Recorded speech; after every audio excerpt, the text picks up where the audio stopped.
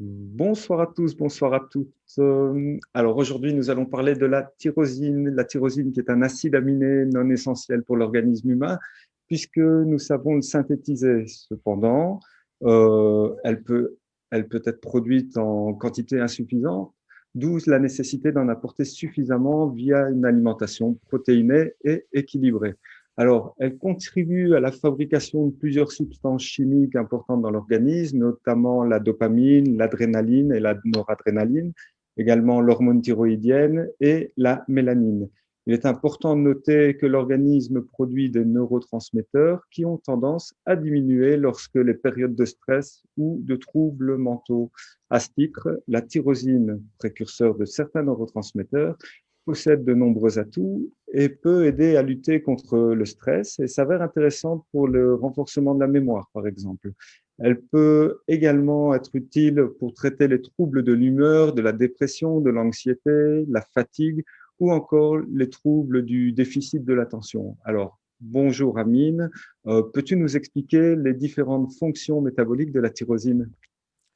Bonjour Cédric et bonjour tout le monde. J'espère que tout le monde va bien. Donc, la tyrosine est un acide aminé, comme tu l'as bien souligné, non essentiel, mais disons qu'il peut être aussi conditionnellement essentiel dans Mhm. certains cas, des cas de stress, des cas, par exemple, où la personne a besoin de plus d'énergie. Donc, la thyroïde va fonctionner plus les cellules vont fonctionner plus et donc on aura besoin en tout cas d'un apport suffisant, voire plus important de tyrosine. Et dans ce cas, on en a besoin dans l'alimentation, voire même dans certains cas dans les compléments alimentaires. Donc, classiquement, la tyrosine intervient dans quatre voies métaboliques, ou je dirais dans quatre grandes fonctions métaboliques. Donc, la première fonction, c'est, comme tu l'as bien souligné, le métabolisme des catécholamines, donc les fameux neurotransmetteurs du système nerveux sympathique. Ce sont des neurotransmetteurs, mais aussi des hormones, notamment quand on dit catécholamine, c'est la dopamine, l'adrénaline et la noradrénaline.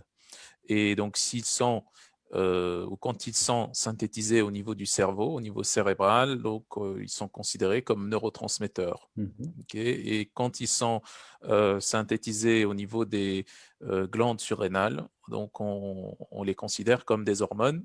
Sauf qu'ici, ce qu'il faut souligner, c'est que au niveau la production, donc notamment d'adrénaline et de noradrénaline au niveau des glandes surrénales, est assez faible par rapport à ce qui est produit au niveau cérébral. Donc la tyrosine est le précurseur des catécholamines. Donc la voie métabolique, ça commence au niveau du phénylalanine, puisque le phénylalanine est précurseur de la tyrosine. Donc phénylalanine, tyrosine, L-dopa, et puis dopamine, noradrénaline, adrénaline. Donc ça, c'est la voie qu'on obtient, que ce soit au niveau du cerveau ou au niveau des surrénales. Ok. Et puis, donc, les trois catécholamines dont on a besoin justement pour la gestion du stress, je pense qu'on va en parler après, donc dopamine, noradrénaline, adrénaline, comme précurseur la L-dopa, qui est en fait un métabolite direct de la tyrosine. Donc ça, c'est la première voie et la première fonction métabolique, donc la production des catécholamines. Et puis, on a une deuxième fonction métabolique qui concerne la production des hormones thyroïdiennes. Donc, Mhm. la tyrosine intervient dans la production des hormones thyroïdiennes eux-mêmes, donc notamment la thyroxine, et puis ça intervient aussi dans la production des enzymes qui produisent ces hormones thyroïdiennes. Donc ça, c'est aussi une des fonctions les plus importantes de la tyrosine. Comme troisième fonction, on a aussi donc la production de la mélanine. Donc la mélanine, c'est la substance qui donne la couleur à la peau, aux cheveux, l'iris. Donc, la couleur tout simplement de la peau d'une personne. Donc si c'est noir ou brun ou blanc ou roux, etc. Donc, c'est la mélanine donc, qui donne cette couleur-là. Et donc, la mélanine est un métabolite de la tyrosine, mais enfin, la tyrosine est un précurseur assez lointain de la mélanine, mais ça passe toujours par cette voie-là. On avait parlé donc de l'intérêt de la tyrosine dans la production des catécholamines. Donc, la tyrosine qui donne la L-dopa. Mhm. Et si ensuite la L-dopa donne de la dopamine, là, on est parti dans la voie des catécholamines que j'avais expliqué. Si maintenant la L-dopa part dans une autre voie en donnant un autre métabolite qui est la dopaquinone, donc la dopaquinone va ensuite finir avec une succession de différentes réactions. Ça va finir en mélanine. Donc deux formes de mélanine peuvent être produites à partir de la dopaquinone. Donc on a la phéomélanine. La phéomélanine, c'est tout simplement un type de mélanine qui donne des couleurs en fonction de sa concentration qui vont du jaune jusqu'au rouge. Donc jaune, roux, etc., jusqu'au rouge. Donc ça, c'est la phéomélanine. Et puis, on a l'autre type de mélanine qu'on appelle le mélanine, qui va donner des couleurs de type noir ou brun ou, voilà, ou marron, à peu près. Et donc, comme j'ai déjà souligné, donc on trouve ces couleurs au niveau de la peau. Au niveau, ça détermine la couleur de la peau, la couleur des cheveux et la couleur de l'iris. Donc ça, c'est une troisième plutôt fonction Mhm. de la tyrosine. Et donc là, le fait qu'on produit plus de phéomélanine ou de mélanine, ça dépend du statut en cystéine. Donc, si on a suffisamment de cystéine, on produit la phéomélanine, donc on a plutôt des couleurs jaunes à rouge. Et puis, si on a moins de cystéine, on produit plutôt de l'eumélanine, donc des couleurs noires jusqu'à brun marron. Donc ça, c'est la troisième fonction. Et puis, on a une dernière fonction. Donc, la tyrosine participe aussi à la transmission du signal biologique au niveau de la cellule par des enzymes qu'on appelle les kinases à tyrosine.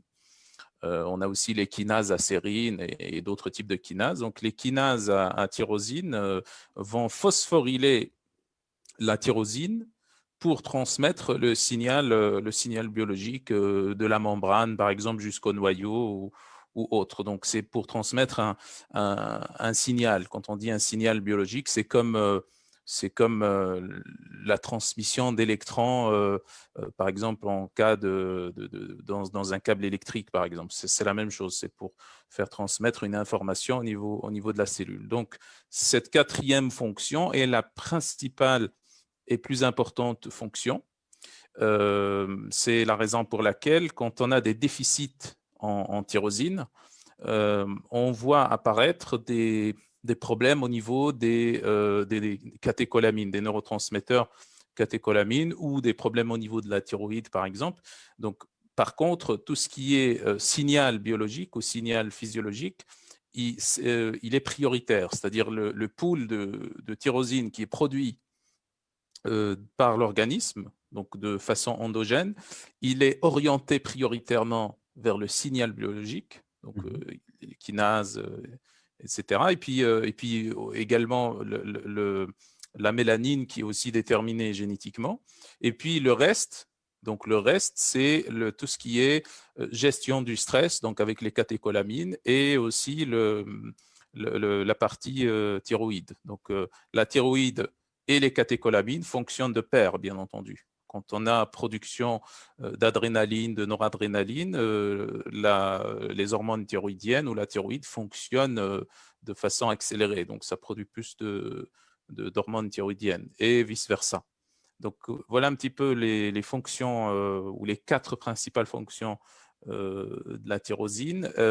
Il est aussi à signaler que en général, la fonction métabolique principale qui est la plus touchée, c'est celle des neurotransmetteurs. Vient ensuite directement la fonction thyroïdienne.